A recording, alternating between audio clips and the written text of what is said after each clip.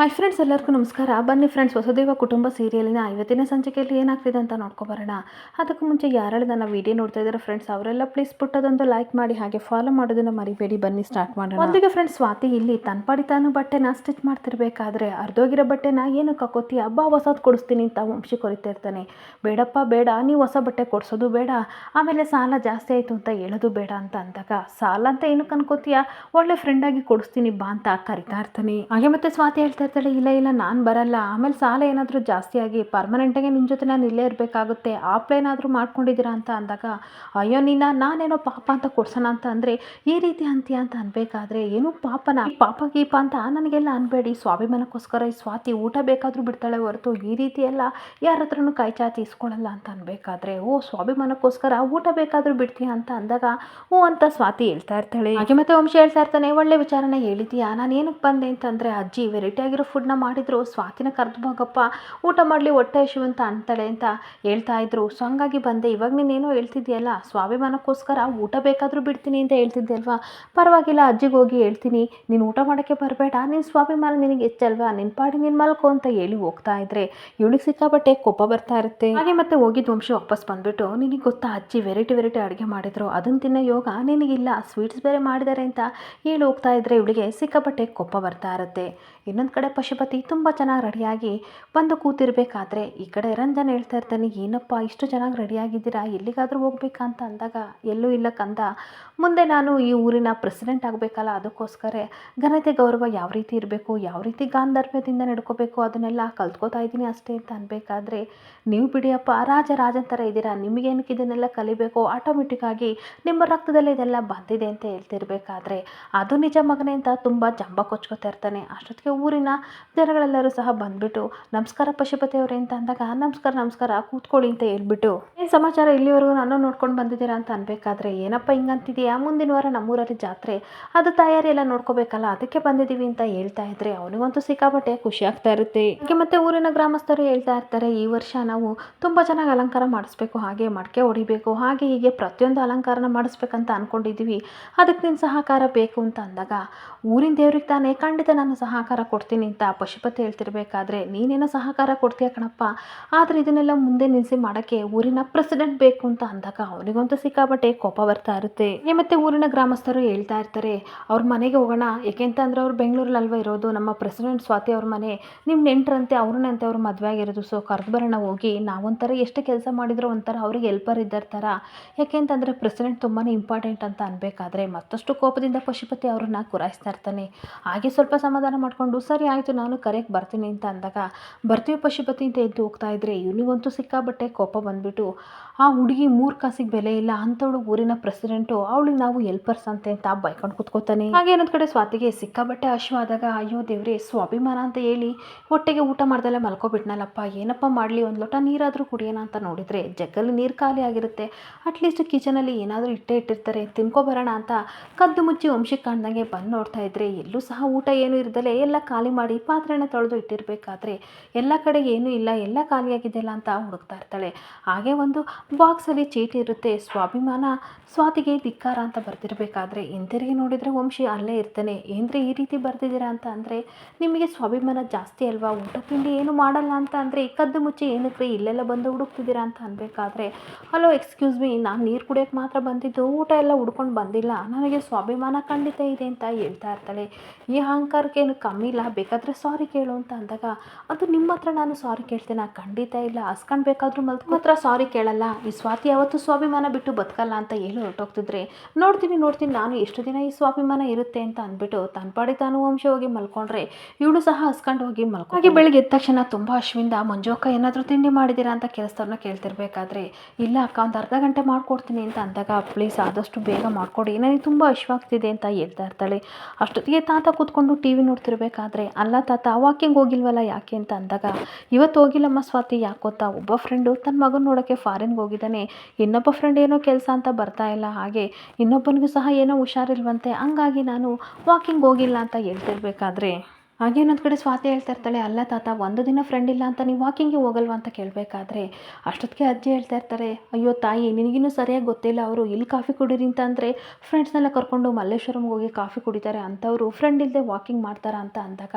ಅಜ್ಜಿ ಇದ್ದಾರಲ್ಲ ಅವರು ನಿಮ್ಮ ಬೆಸ್ಟ್ ಫ್ರೆಂಡ್ ತಾನೇ, ಅವ್ರನ್ನ ಕರ್ಕೊಂಡು ವಾಕಿಂಗ್ ಹೋಗಿ ಅಂತ ಅನ್ಬೇಕಾದ್ರೆ ಇಲ್ಲಮ್ಮ ನಾನಂತೂ ಖಂಡಿತ ಹೋಗಲ್ಲ, ಇವ್ರು ಹಳೆ ಕಥೆಯೆಲ್ಲ ಹೇಳಿ ನನ್ನ ತಲೆ ತಿಂತಾರೆ ಅಂತ ಅಂದಾಗ,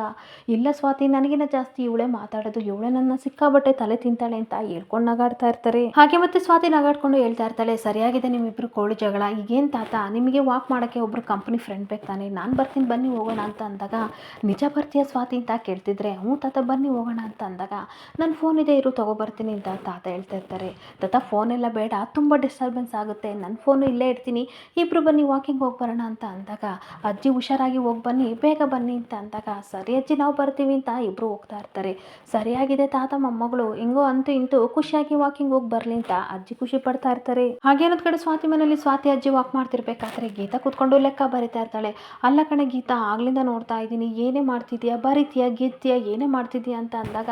ಅಜ್ಜಿ ಲೆಕ್ಕ ಹಾಕ್ತಿದ್ದೀನಿ ಕಣಜ್ಜಿ, ದುಡ್ಡು ಯಾವ್ಯಾವ ರೀತಿ ಉಳಿಸ್ಬೇಕು ಹಾಗೆ ಎಷ್ಟು ಖರ್ಚಾಗುತ್ತೆ ಅಂತ ಲೆಕ್ಕ ಬರೀತಿದ್ದೀನಿ ಅಂತ ಹೇಳ್ತಿರ್ಬೇಕಾದ್ರೆ, ಅಲ್ಲ ಕಣೆ ಗೀತಾ ನಮ್ಮ ಮನೇಲಿ ದುಡಿಯೋರು ಕಮ್ಮಿ ತಿನ್ನೋರು ಜಾಸ್ತಿ ಅಂದಮೇಲೆ ಎಲ್ಲೇ ದುಡ್ಡು ಉಳ್ಸೋಕ್ಕಾಗುತ್ತೆ ಅಂತ ಅಜ್ಜಿ ಹೇಳ್ತಿರ್ಬೇಕಾದ್ರೆ, ಹೇಗಾದರೂ ಮಾಡಿ ಉಳಿಸ್ಲೇಬೇಕು ಅಜ್ಜಿ, ಮೇಘನ್ ಫೀಸ್ ಕಟ್ಟಬೇಕು, ಹಾಗೆ ಮೆಡಿಸನ್ಗೆ ದುಡ್ಡು ಬೇಕು, ಮನೆ ಬೇರೆ ಬಿಡಿಸ್ಕೋಬೇಕು, ಅದಕ್ಕೋಸ್ಕರ ಎಲ್ಲೆಲ್ಲಿ ಉಳಿಸ್ಬೋದು ಅಂತ ಯೋಚನೆ ಮಾಡ್ತಿದ್ದೀನಿ ಅಂತ ಗೀತಾ ಹೇಳ್ತಾ ಇರ್ತಾಳೆ. ಮತ್ತೆ ಪದ್ಮ ಹೇಳ್ತಾ ಇರ್ತಾಳೆ, ನೋಡು ಗೀತಾ ಇಷ್ಟೊಂಥರ ಟೆನ್ಷನ್ ತಗೋಬೇಡ ಕಣೆ, ಎಲ್ಲರೂ ಸೇರಿಕೊಂಡು ಏನಾದರೂ ಒಂದು ಮಾಡೋಣ ಅಂತ ಅಂದಾಗ, ಅಮ್ಮ ನಿಮಗೆ ಗೊತ್ತಾಗಲ್ಲ ಸುಮ್ಮನೆ ಇರಿ, ನಾನು 100 ರೂಪಾಯಿ ದುಡ್ಡು ಉಳಿಸಿದ್ರು ಸಹ ಮುಂದೆ ಅದು ಖಂಡಿತ ನಮಗೆ ಉಪಯೋಗಕ್ಕೆ ಬರುತ್ತೆ, ಏನಾದರೂ ಮಾಡೋಣ, ಒಂದು ಕೆಲಸ ಮಾಡಿ ತಿಂಡಿನ ಯಾರೂ ತಿನ್ನಬೇಡಿ, ಹಾಗೆ ಮನೆಗೂ ತರಬೇಡಿ, ಐಸ್ ಕ್ರೀಮು ಬಜ್ಜಿ ಬೋಂಡ ಅದು ಇದು ಎಲ್ಲ ತರಬೇಡಿ, ಅದನ್ನೆಲ್ಲ ನಿಲ್ಲಿಸಿ, ಅದು ಕಸ್ಟಮರ್ ದುಡ್ಡಲ್ಲಿ ಒಂದು ವಾರಕ್ಕೆ ಆಗೋವಷ್ಟು ತರಕಾರಿನ ತರ್ಬೋದು ಅಂತ ಲೆಕ್ಕ ಬರ್ತಿರ್ಬೇಕಾದ್ರೆ ಅಷ್ಟೊತ್ತಿಗೆ ಕುಮಾರ ಅಜ್ಜಿಗೆ ಅಂತ ತಿಂಡಿ ಬಂದ್ಬಿಟ್ಟು, ತಿನ್ನಿ ಅಜ್ಜಿ ಬಿಸಿ ಆರೋಗ್ಯಕ್ಕೂ ಮುಂಚೆ ತಿನ್ನಿ ಅಂತ ಅನ್ಬೇಕಾದ್ರೆ ಅಜ್ಜಿ ಕಣಸನ್ನೇ ಮಾಡ್ತಾ ಇರ್ತಾರೆ. ಮತ್ತೆ ಕುಮಾರ ಹೇಳ್ತಾ ಇರ್ತಾನೆ, ನೀನೇ ಅಲ್ವಾ ಕೇಳಿದ್ದು ಬಿಸಿ ಬಿಸಿ ತಂದಿದ್ದೀನಿ ತಿನ್ನಜ್ಜಿ ಅಂತ ಅನ್ಬೇಕಾದ್ರೆ ಅಷ್ಟೊತ್ತಿಗೆ ಗೀತಾ ನೋಡಿ ಕೋಪ ಮಾಡ್ಕೊಂಡು, ಏನಜ್ಜಿ ನೀವು ನಾನಿಲ್ಲಿ ಲೆಕ್ಕನ ತಲೆ ಕೆಡಿಸ್ಕೊಂಡು ಬರೀತಾ ಇದ್ದೀನಿ, ಯಾವ್ದ್ಯಾವ್ದ್ರಲ್ಲೂ ಉಳಿಸ್ಬೋದು ಅಂತ ಯೋಚನೆ ಮಾಡ್ತಿದ್ರೆ, ನೀವು ನೋಡಿದ್ರೆ ನಿಮ್ಮ ಮೊಮ್ಮಗನ ಹತ್ರ ಬಜ್ಜಿ ಬೋಂಡ ಅಂತ ತರಿಸ್ಕೊಂಡು ತಿಂತಾ ಇದ್ದೀರಲ್ಲ, ಈ ರೀತಿ ಮಾಡಿದರೆ ನಾನು ದುಡ್ಡು ಹೆಂಗೆ ಉಳಿಸೋದು ಅಂತ ಕೇಳ್ತಿರ್ಬೇಕಾದ್ರೆ, ಸುಮ್ಮನೆ ಗೀತಾ ಅಜ್ಜಿ ಅಪರೂಪಕ್ಕೆ ಕೇಳಿದರೆ, ಅತ್ತೆ ಏನಕ್ಕೆ ನೀನು ಈ ರೀತಿ ಆಡ್ತೀಯ, ತಿನ್ನೋದಕ್ಕೆಲ್ಲ ಲೆಕ್ಕ ಹಾಕ್ಬೇಡ ಅಂತ ಅಂದಾಗ, ಸುಮ್ಮನೆ ಇರಿ ಅಮ್ಮ, ನೀವು ಈ ರೀತಿ ಖರ್ಚು ಮಾಡಿದರೆ ಪ್ರೀತಿ ಓದಿಗೆ ಹಾಗೆ ಮೇಘ ಓದಿಗೆ ನಾನು ಯಾವ ರೀತಿ ಅಡ್ಜಸ್ಟ್ ಮಾಡಲಿ, ಮನೆ ಬೇರೆ ಬಿಡಿಸ್ಕೋಬೇಕು, ಎಷ್ಟು ಕಷ್ಟ ನಿಮಗೆ ಗೊತ್ತಾ, ನನ್ನ ಕಷ್ಟ ನಿಮಗೆ ಯಾರಿಗೂ ಅರ್ಥ ಆಗಲ್ಲ, 100 ರೂಪಾಯಿ ಕೂಡಿದ್ರೆ ಅಲ್ವಾ ಲಕ್ಷ ಆಗೋದು, ಯಾವ ರೀತಿ ಕೂಡಬೇಕು ಅಂತ ನನಗೆ ಅಪ್ಪ ತುಂಬ ಚೆನ್ನಾಗಿ ಹೇಳ್ಕೊಟ್ಟಾರೆ ಅಂತ ಬೈತಾ ಇರ್ತಾಳೆ. ಹಾಗೆ ಮತ್ತೆ ಕುಮಾರ ಇಷ್ಟಕ್ಕೆಲ್ಲ ಏನಕ್ಕೆ ಈ ರೀತಿ ಕೂಗಾಡ್ತಿದೆಯಾ, ಏನಾಗಲ್ಲ ಬಿಡು ಗೀತಾ ಅಂತ ಅಂದಾಗ, ಈ ವಿಚಾರದಲ್ಲಿ ನಾನು ಯಾರ ಮಾತನ್ನು ಕೇಳಲ್ಲ, ಯಾಕೆ ಅಂತ ಅಂದರೆ ನನಗೆ ಆದಷ್ಟು ಬೇಗ ನಮ್ಮ ಮನೆನ ಬಿಡಿಸ್ಕೋಬೇಕು, ಹಾಗೆ ನನ್ನ ತಂಗಿಯರಿಗೆ ಎಜುಕೇಷನ್ ಕೊಡಬೇಕು, ಅದಷ್ಟು ನನಗೆ ಇಂಪಾರ್ಟೆಂಟು ಅಂತ ಕೋಪ ಮಾಡ್ಕೊಂಡು ಹೋಗ್ತಿದ್ರೆ, ಕುಮಾರ ಗೀತಾ ನಿಂತ್ಕೋ ಪ್ಲೀಸ್ ಅಂತ ರಿಕ್ವೆಸ್ಟ್ ಮಾಡ್ಕೊಂಡು ಹಿಂದೆ ಹೋಗ್ತಾ ಇದ್ರೆ ಅಜ್ಜಿಗಂತೂ ಸಿಕ್ಕಾಪಟ್ಟೆ ಬೇಜಾರಾಗ್ತಾ ಇರುತ್ತೆ. ಏನೊಂದ್ ಕಡೆ ಪದ್ಮ ಅಜ್ಜಿಗೆ ಸಮಾಧಾನ ಮಾಡ್ತಾ ಇರ್ತಾಳೆ, ಬೇಜಾರು ಮಾಡ್ಕೋಬೇಡಿ, ಗೀತಾ ಹೇಳಿದ್ರಲ್ಲಿ ನ್ಯಾಯ ಇದೆ, ಅವಳು ಈ ರೀತಿ ಮಾತಾಡಿದ್ರು ಅಂತ ತಪ್ಪಾಗಿ ತಿಳ್ಕೊಬೇಡಿ, ಪ್ಲೀಸ್ ನಿಮ್ಗೇನು ಇವಾಗ ಬಜ್ಜಿ ಬೇಕು ತಾನೇ, ನಾನು ಮಾಡ್ಕೊಡ್ತೀನಿ, ಆದಷ್ಟು ನಮ್ಮ ಮನೆ ಖರ್ಚನ್ನ ನಾವು ಕಡಿಮೆ ಮಾಡ್ಕೊಳ್ಳೋಣ, ಸಮಾಧಾನ ಮಾಡ್ಕೊಳ್ಳಿ ಅತ್ತೆ ಅಂತ ಅಜ್ಜಿಗೆ ಸಮಾಧಾನ ಮಾಡಿ ಹೋಗ್ತಾ ಇರ್ತಾಳೆ. ಹಾಗೆ ಇನ್ನೊಂದ್ ಕಡೆ ವಂಶ ಎದ್ಬಿಟ್ಟು, ಭವಾನಿ ಏನ್ ಮಾಡ್ತಿದ್ಯಾ ಅಂತ ಅಜ್ಜಿ ಕೇಳ್ತಿರ್ಬೇಕಾದ್ರೆ, ಕಾಣ್ತಿಲ್ವಾ ಪೂಜೆ ಮಾಡ್ತಿದ್ದೀನಿ ಅಂತ ಅಜ್ಜಿ ಹೇಳ್ತಾ ಇರ್ತಾರೆ. ಹೌದು ನಿನ್ ಗಂಡ ಇಲ್ಲಿ ಅಂತ ಅಂದಾಗ, ವಾಕಿಂಗ್ ಹೋಗಿದ್ದಾರೆ ಅಂತ ಅಂದಾಗ, ಯಾರ ಜೊತೆ ಅಂತ ಅಂದಾಗ, ಇವಳ ಜೊತೆ ಅಂತ ಅಂದಾಗ, ಇನ್ನು ಸ್ವಾತಿ ಜೊತೆನಾ ಅಂದಾಗ, ಹೌದು ಕಣೋ ಫ್ರೆಂಡ್ಸ್ ಎಲ್ಲ ಯಾರೂ ಇರಲಿಲ್ವಂತೆ, ವಾಕಿಂಗ್ ಹೋಗಲ್ಲ ಅಂತ ನಿಮ್ಮ ತಾತ ಕೂತಿದ್ರು, ಅದಕ್ಕೆ ನಾನು ಕಂಪ್ನಿ ಕೊಡ್ತೀನಿ ಅಂತ ಕರ್ಕೊಂಡು ಹೋಗಿದ್ದಾಳೆ ಸ್ವಾತಿ ಅಂತ ಹೇಳ್ತಿರ್ಬೇಕಾದ್ರೆ, ಟ್ಯಾಬ್ಲೆಟ್ ತೊಗೊಂಡ್ರ ಅಂತ ಕೇಳ್ತಾ ಇರ್ತಾನೆ. ಟ್ಯಾಬ್ಲೆಟ್ ಏನೂ ತೊಗೊಂಡಿಲ್ಲ ಕಣೋ, ಬಂದು ತೊಗೋತೀನಿ ಅಂತ ಹೋದ್ರು, ಎದ್ರುಕೋಬೇಡ ಅಂತ ಹೇಳಿದ್ರು, ನೀನು ಸಹ ಏನು ಟೆನ್ಷನ್ ಮಾಡ್ಕೋಬೇಡ ಅಂತ ಅಂದಾಗ, ಟೆನ್ಷನ್ ಫ್ರೆಂಡ್ ಜೊತೆ ಹೋಗಿದ್ರೆ ಆಗ್ತಿರ್ಲಿಲ್ಲ, ಇವಳ ಜೊತೆ ಹೋಗಿರೋದು, ಬರ್ತೀನಿ ಅಂತ ಹೋಗ್ತಾ ಇರ್ತಾನೆ. ಹಾಗೆ ಇನ್ನೊಂದು ಕಡೆ ಸ್ವಾತಿ ಮತ್ತೆ ತಾತ ಇಬ್ಬರು ಸಹ ಖುಷಿಯಿಂದ ವಾಕ್ ಮಾಡ್ಕೊಂಡು ಹೋಗ್ತಿರ್ಬೇಕಾದ್ರೆ ಅಲ್ಲಿ ಹೋಟೆಲಲ್ಲಿ ತಿಂಡಿ ನೋಡ್ಬಿಟ್ಟು ಸ್ವಾತಿಗೆ ಸಿಕ್ಕಾಬಟ್ಟೆ ಆಸೆಯಾಗಿ ಅಲ್ಲೇ ನಿಂತ್ಕೊಬಿಡ್ತಾಳೆ. ಏನಾಯ್ತಮ್ಮ ಏನು ಅಂತ ಅನ್ಬೇಕಾದ್ರೆ, ಏನು ಗೊತ್ತಾ ತಾತ, ಇಡ್ಲಿ ವಡೆ ಘಮ ಅಂತಿದೆ, ದಯವಿಟ್ಟು ಇಲ್ಲಿ ತಿಂಡಿ ತಿನ್ನೋಗೋಣ ಬನ್ನಿ ಅಂತ ಅಂದಾಗ, ಇಲ್ಲ ಬೇಡಮ್ಮ ನಾನು ರೋಡ್ ಸೈಡ್ ಯಾವತ್ತೂ ತಿಂಡಿ ತಿಂದಿಲ್ಲ ಅಂತ ಅಂದಾಗ,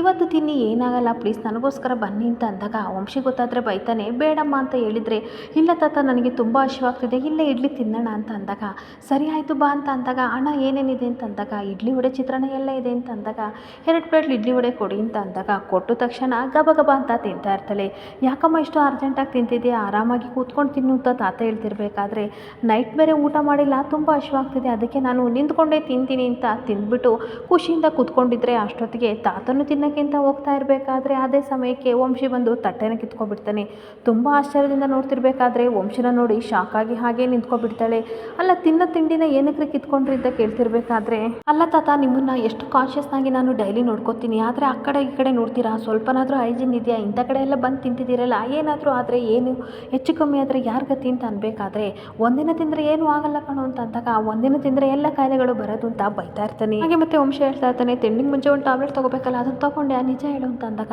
ಮರ್ತುಬಿಟ್ಟೆ ಕಣೋ ಅಂತ ಅಂದಾಗ ಹೌದೌದು ಎಲ್ಲ ಮರಿತೀಯ ಅಂತ ಬೈತಿರ್ಬೇಕಾದ್ರೆ ಸಾರಿ ವಂಶವರೇ, ತಾತಂದೇನು ತಪ್ಪಿಲ್ಲ, ನಾನೇ ಕರ್ಕೊಬಂದೆ ಅಂತ ಅಂದಾಗ ಹೋಗೋಣ, ವಾಕಿಂಗ್ ಹೋಗೋಕೆ ಯಾರೂ ಇಲ್ಲ ಅಂತ ನಾನು ಸುಮ್ಮನಾಗಿದ್ದೆ, ಕಂಪ್ನಿ ಕೊಡ್ತೀನಿ ಅಂತ ಪಾಪ ಸ್ವಾತಿ ಬಂದಳು, ಹೊಟ್ಟೆ ಹಶ್ವಂತ ತಿಂಡಿ ತಿಂತಿದ್ವಿ ಅಷ್ಟೇ ಕಣ ಅಂತ ಅನ್ಬೇಕಾದ್ರೆ ಇರಲಿ ಇಲ್ಲಿ ನನಗೆ ಗೊತ್ತು ಹೇಗೆ ಮಾಡಬೇಕು ಅಂತ ಮನೆಗೆ ಬಾ ವಿಚಾರಿಸ್ಕೊತೀನಿ ಅಂತ ಬೈದು ತಾತನ ಕರ್ಕೊಬರ್ತಿರ್ಬೇಕಾದ್ರೆ ಹಿಂದೆ ಇವಳು ಸಹ ಓಡ್ ಬರ್ತಾ ಹಾಗೆ ಒಂದು ಕಡೆ ಪಶುಪತಿ ತನ್ನ ಮಗಳು ರಾಗಿಣಿಗೆ ಕಾಲ್ ಮಾಡ್ತಿರ್ಬೇಕಾದ್ರೆ ಏನಪ್ಪ ಬೆಳಗ್ಗೆ ಕಾಲ್ ಮಾಡ್ತಿದ್ದೀರಾ ಅಂತ ಅಂದಾಗ ಈ ಕಡೆ ಊರಿನಲ್ಲಿ ನಡೆದ ಘಟನೆ ಎಲ್ಲನೂ ಹೇಳ್ತಾ ಇರ್ತಾನೆ. ನನಗಂತೂ ಸಿಕ್ಕಾಬಟ್ಟೆ ಕೋಪ ಬರ್ತಿದೆ ಮಗಳೇ, ಪ್ರೆಸಿಡೆಂಟ್ ಪೋಸ್ಟ್ನ ಬಿಟ್ಕೊಡೋಕ್ಕೆ ಸ್ವಲ್ಪ ಟೈಮ್ ಕೊಡಬೇಕು ಅಂತ ನಾನು ಅಂದ್ಕೊಂಡಿದ್ದೆ, ಆದರೆ ಊರಿನ ಜನ ಮಾತಾಡ್ತಿದ್ರು ನೋಡಿದರೆ ಈಗಲೇ ಅವಳು ನನಗೆ ಪ್ರೆಸಿಡೆಂಟ್ ಪೋಸ್ಟ್ನ ಬಿಟ್ಕೊಡ್ಬೇಕು, ಕಾಲಿಗೆ ಬಿದ್ದು ಒದ್ದಾಡಬೇಕು, ಆ ರೀತಿ ವಿಲವಿಲ ಅಂತ ಒದ್ದಾಡೋ ರೀತಿ ಏನಾದರೂ ಮಾಡಬೇಕು ಅಂತ ಅಂದಾಗ ಏನು ಮಾಡಬೇಕು ಹೇಳಪ್ಪ ಅಂತ ಅಂದಾಗ ನನಗೆ ಗೊತ್ತಿಲ್ಲ, ನೀನೇ ಏನಾದರೂ ಮಾಡು ಅಂತ ಅಂದಾಗ